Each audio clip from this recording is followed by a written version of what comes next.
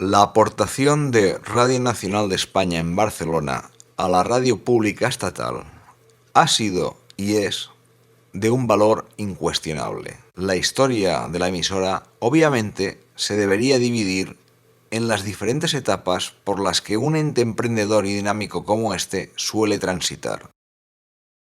Sus inicios, por rigor histórico, nos deberemos remontar al momento en que la tercera compañía de radio y propaganda de los Frentes llega con la entrada de las tropas fascistas en Barcelona un 26 de enero de 1939.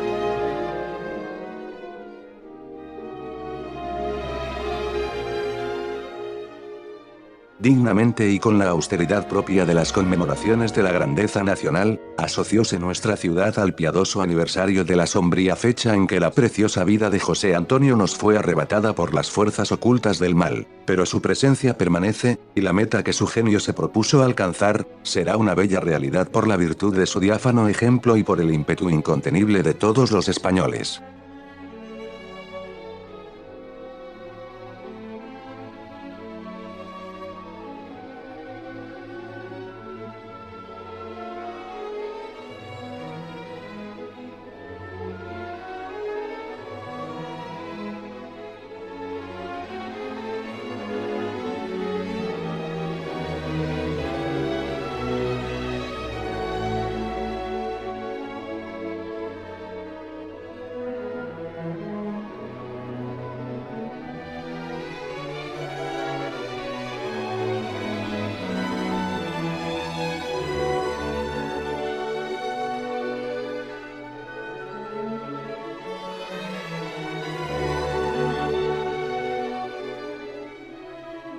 España ya no es un pueblo dormido, ya no es aquel pueblo extraviado y triste, tejido por el romanticismo a base de deformar la leyenda en la historia. España es hoy un pueblo joven, con una juventud disciplinada, pero dispuesta siempre a servir, con violencia y con ardimiento, al destino y el poderío de la patria. Somos un pueblo unido, sagrada e indivisiblemente, con un ideal de grandeza. Y este pueblo es España.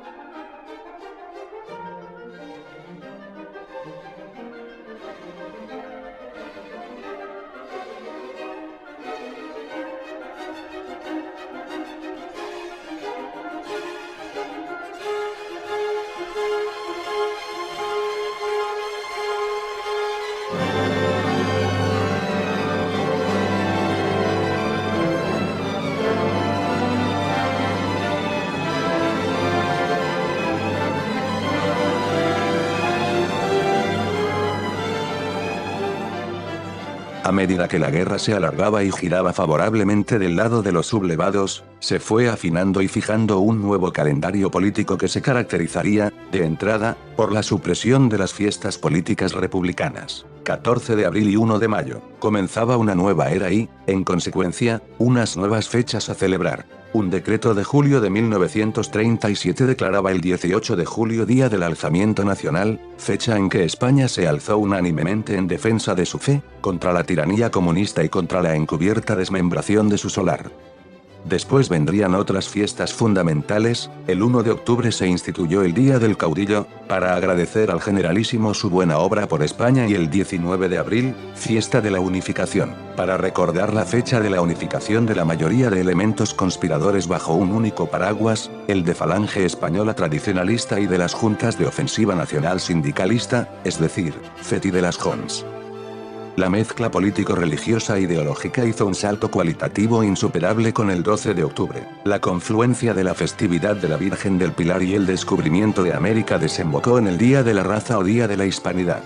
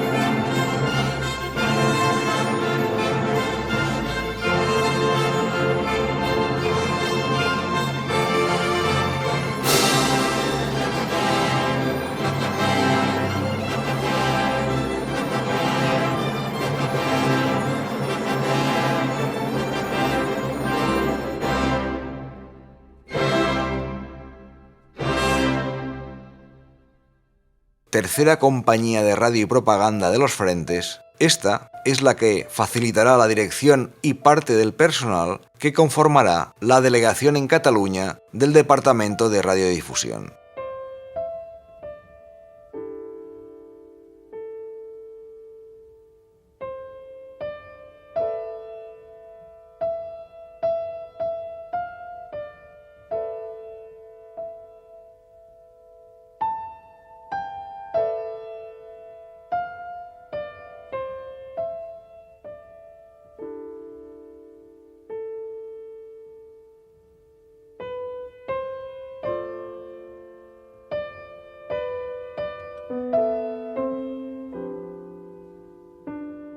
En sus primeros inicios y hasta abril de ese año 39, la dirección de la delegación estuvo en manos de Antonio Tobar.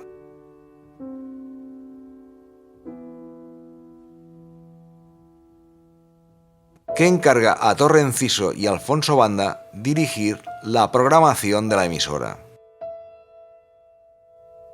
Algunos de los locutores que lo formaron en esa etapa incipiente fueron Gerardo Esteban, Joaquín Soler Serrano y María Luisa Moreno de Lorza.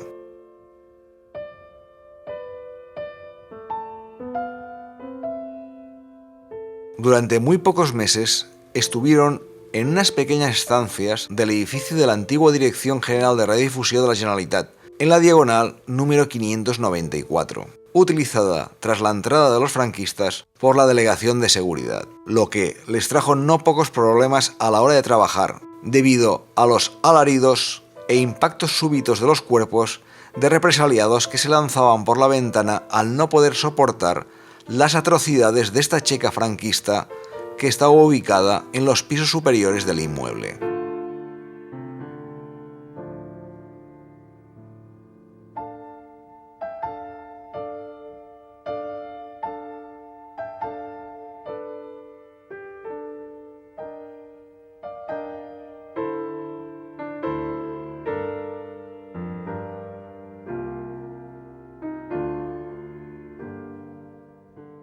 La programación en estos primeros tiempos se limitaba a producir 3 boletines diarios de carácter local, que eran enviados a Radio Barcelona y Radio España vía telefónica para ser emitidos por sus antenas en el Tibidabo y Tres Torres, respectivamente. Transmite Radio Nacional de España.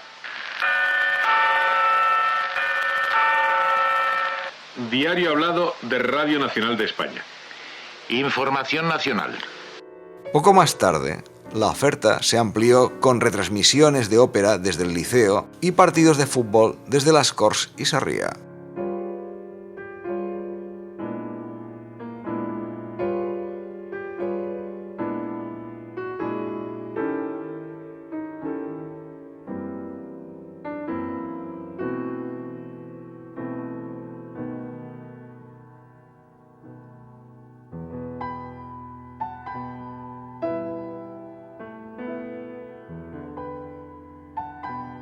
Antes de que Antonio Tobar marchase para Madrid al acabar la guerra, ya se habían trasladado a los estudios de EAJ15, ahora Radio España de Barcelona, en Las Ramblas, desde donde unos altavoces martillaban los partes de noticias a los pobres viandantes.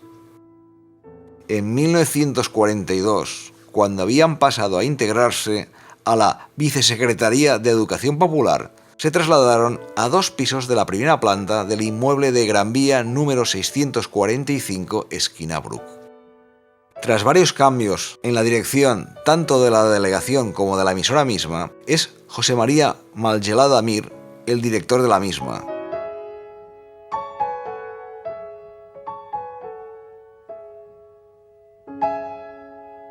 Y algunos de los locutores e integrantes de la plantilla son Juan Manuel Soriano y Raimundo Bassols. Más tarde, en 1945, se incorporaría procedente de Madrid Juan Viñes Bona, con la misión de impulsar y consolidar la emisora. Se tuvo que esperar hasta 1949 para disponer de medios de emisión y una programación estable propia. Lo primero, con las instalaciones de una emisora RCA de 200 vatios y una antena alzada en el terrado del inmueble. Lo segundo, gracias a lo primero, permitía la creación de una programación diaria diversa y estable sin intermediarios.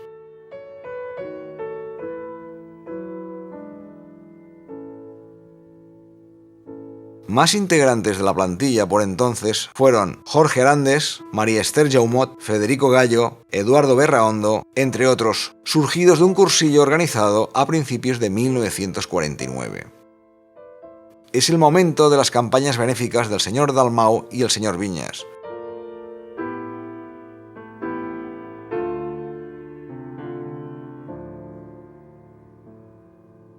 Del Teatro Invisible de Juan Manuel Soriano y José María Tavera.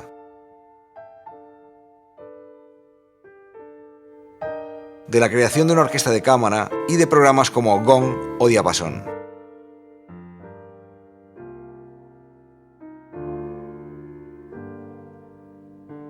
El 27 de abril de 1950 ya dispone de un nuevo transmisor Marconi con una potencia de 5 kilovatios, instalado en Montjuïc. Para un par de años más tarde, el 25 de mayo del 52, se instalase otro de marca Thomson.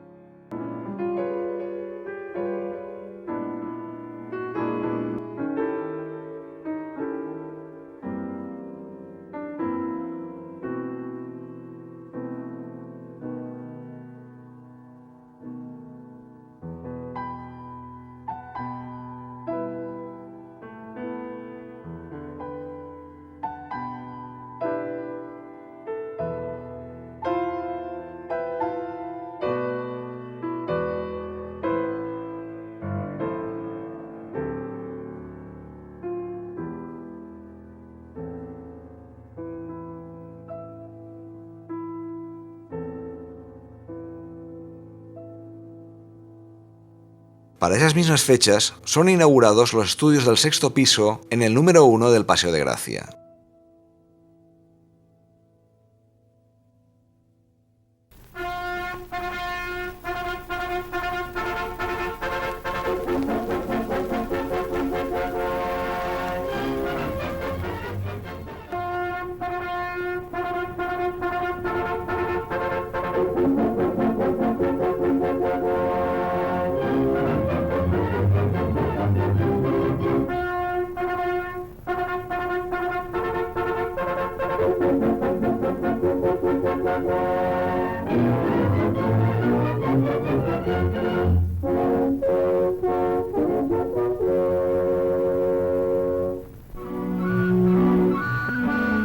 Se inaugura oficialmente en Barcelona la nueva emisora de Radio Nacional de España.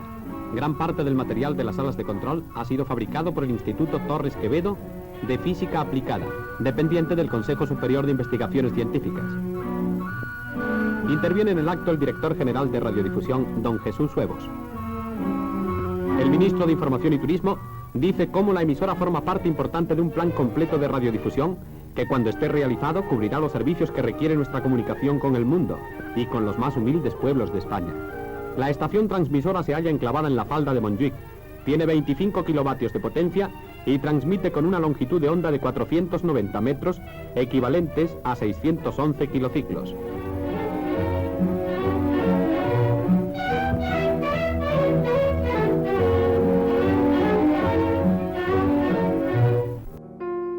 Se incrementarán las transmisiones deportivas, que en un principio estrena Juan Viñas, sigue Miguel Ángel Valdivieso y continúa ya en 1959 José Félix Pons.